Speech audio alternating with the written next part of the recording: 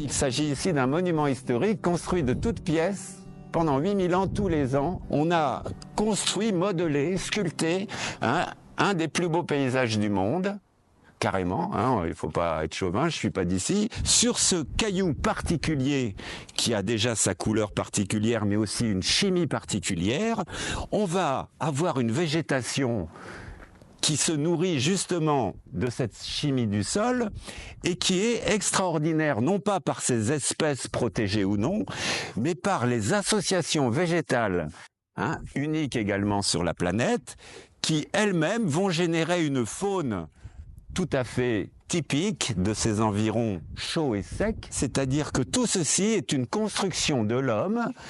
qui a fait migrer d'Afrique du Nord, d'Espagne et d'Italie, mais ça c'est pour la Côte d'Azur, des milliers d'espèces d'animaux et de plantes qui en 8000 ans ont largement eu le temps de coloniser une région qui, avant l'apparition de l'élevage et de l'agriculture, ressemblait à ceci. Un brocoli de chêne européen, qu'on appelle le chêne blanc ici,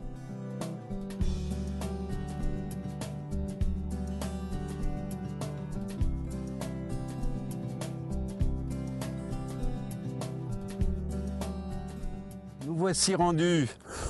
il y a seulement 250 millions d'années, à la fin de l'ère primaire, sur ce qui reste d'un marécage fossile. Cette compilation, ces marques d'érosion d'une grande montagne située plus au nord, qui pendant des millions, des dizaines de millions d'années s'est érodée, a rempli la cuvette du lot des voies de cette roche rouge, où en France on n'a quasiment pas, sauf dans la région de Fréjus, mais moins spectaculaire qu'ici, on n'a pas d'équivalent. Il y a des milliers d'espèces animales et végétales qui peuplent les environs du lac du Salagou, mais il faut aller chercher sous les pierres les millions d'insectes, de scorpions, de musaraignes, de lézards, de grenouilles, qui se mettent bien à l'abri du soleil, ou vont sortir la nuit pour se nourrir ou se reproduire. Et donc cette apparence de nature est totalement artificielle elle aussi, comme nous l'avons vu, et cette pauvreté apparente de ce qu'on appelle la biodiversité est en fait un des fleurons de la biodiversité du sud de la France. La très belle histoire de la couleur rouge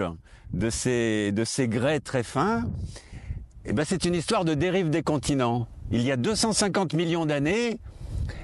cette région se trouvait pratiquement au sud du Mali actuel, c'est-à-dire en zone tropicale. Tous les oxydes de fer contenus dans ces boues ont rouillé, c'est-à-dire que sont devenus très sèches et très rouges, et donné cette couleur comme une poterie de l'argile marron qui va être cuite à haute température, va devenir orange ou rouge. Voilà. Et ça, c'est une histoire tropicale qui n'a aucun rapport avec le climat méditerranéen actuel.